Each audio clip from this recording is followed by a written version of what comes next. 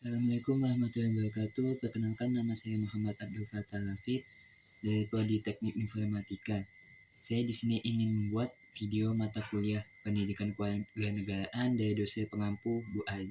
Saya di sini ingin menjawab soal dari tugas UAS matkul Pendidikan Kewarganegaraan.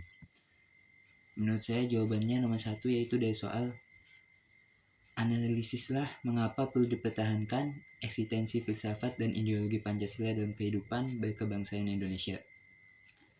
Menurut saya jawabannya adalah beberapa analisis mengapa perlu dipertahankannya Indonesia, yaitu identitas bangsa Indonesia, kerangka normatif hidup bersama, perlindungan terhadap kebinekaan, ketahanan bangsa, keberlanjutan pembangunan, kehidupan demokratis, perlindungan hak asasi manusia, penjagaan konflik sosial, pengakuan internasional dengan menjunjung tinggi dan mempertahankan eksistensi filsafat dan ideologi Pancasila. Indonesia dapat mengembangkan kehidupan berkebangsaan yang stabil, inklusif, dan berkelanjutan.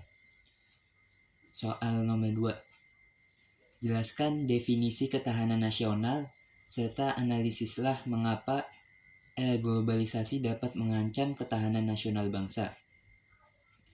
Soal nomor 2, jawabannya menurut saya yaitu ancaman ketahanan nasional di era globalisasi, ketergantungan ekonomi, perubahan teknologi, perubahan lingkungan, ancaman keamanan non-tradisional, ketidaksetaraan global, keamanan informasi, integritas budaya. Untuk menghadapi ancaman-ancaman tadi itu, negara perlu mengembangkan kebijakan yang responsif, meningkatkan kapasitas adaptasi, dan membangun kerjasama internasional.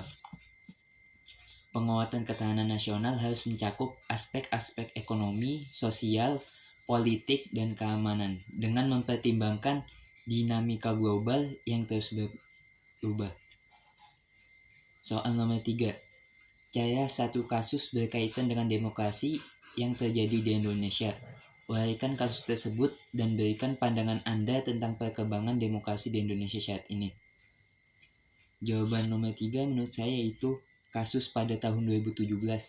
Pemerintah Indonesia membubarkan Hizbut Tahrir Indonesia atau yang disebut HTI, sebuah organisasi Islam radikal yang memiliki tujuan untuk mendirikan negara berbasis syariah.